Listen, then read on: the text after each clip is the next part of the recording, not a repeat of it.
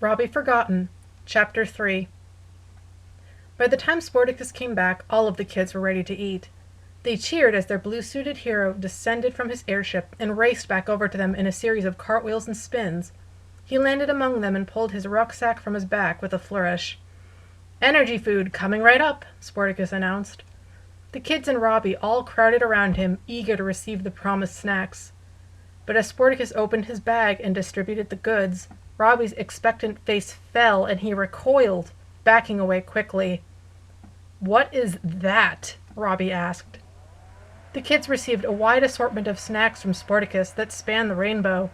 Red apples, orange carrots, yellow bananas, and green celery. "It's sports candy," Sportacus explained.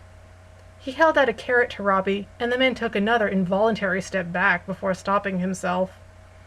While his mouth pressed into a thin line, Robbie took the carrot carefully from Sportacus with thumb and forefinger, holding it by the leafy end. "It doesn't look like candy," Robbie said in stilted words. Sportacus chuckled. "It's better than candy.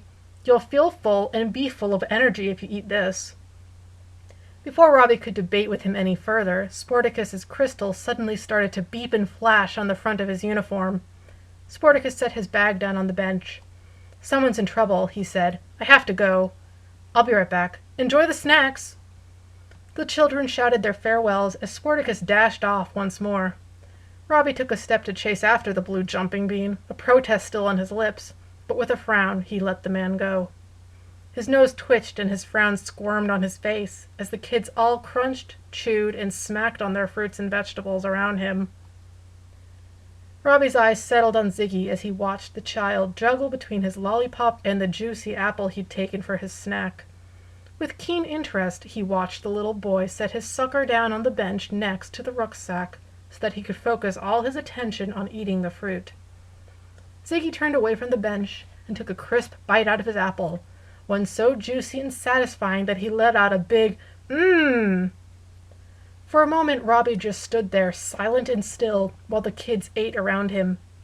He gradually sidled his way closer to the bench and reached down as casually as he could until his fingertips found the lollipop stick. With flawless sleight of hand, he swapped his carrot for the lollipop and grinned as he lifted the sweet to his lips. "What do you think you're doing?" Stephanie suddenly asked, making Robbie pause with the lollipop halfway to his mouth. She stared at him, halting him in place. "Having some candy?" Robbie said slowly, his tone making it clear it should have been obvious. Stephanie shook her head and waved her hands at him in a hasty flap. No, you don't eat candy." "I don't?"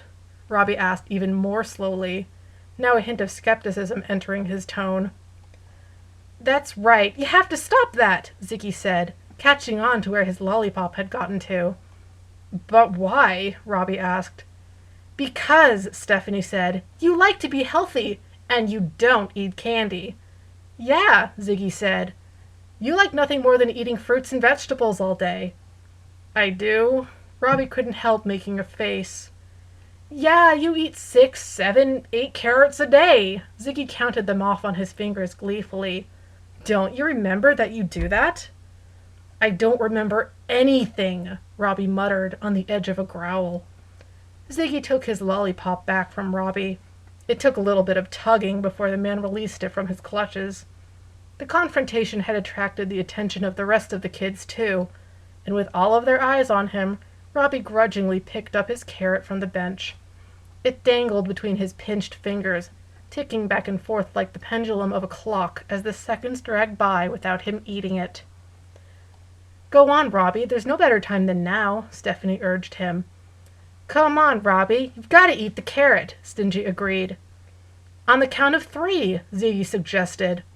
"Okay," Robbie mumbled through pursed lips. 1, Pixel started the countdown. 2, Trixie said next, and along with the rest of the kids declared, 2.5. Robbie counted over them desperately. The kids giggled and groaned. "It's now or never, Robbie," Stephanie insisted. "Better hurry," Trixie said. "Sportacus will be on his way back any second. You wouldn't want to hurt your best friend's feelings, would you?" Robbie stiffened and narrowed his eyes at Trixie's suggestion. How would that hurt Sportacus's feelings? He asked. Well, he went to the trouble of bringing you your favorite food, and you're just going to refuse to eat it? Uh-oh, Trixie pointed behind Robbie. Here he comes!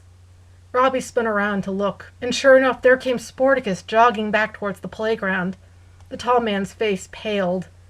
He looked down at the carrot in his hand, up towards the fast-approaching elf, and swallowed a big lump in his throat.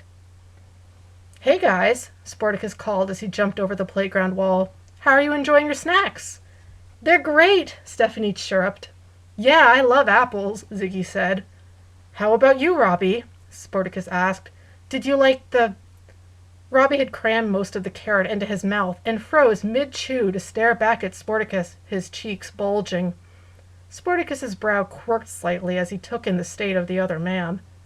Robbie gave one long, slow chew and tried to smile around his mouthful. It's good, Robbie managed to slur through all the carrot. He turned slightly away from Sportacus, and his shoulders hunched up high around his ears.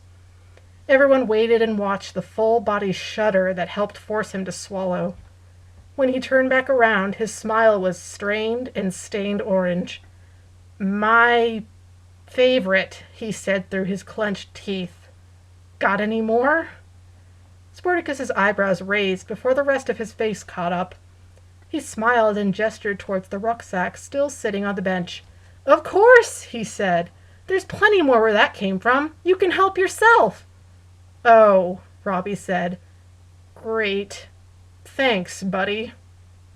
And you'll need plenty of water to wash it down, Sportacus said, reaching into the bag and pulling out a water bottle.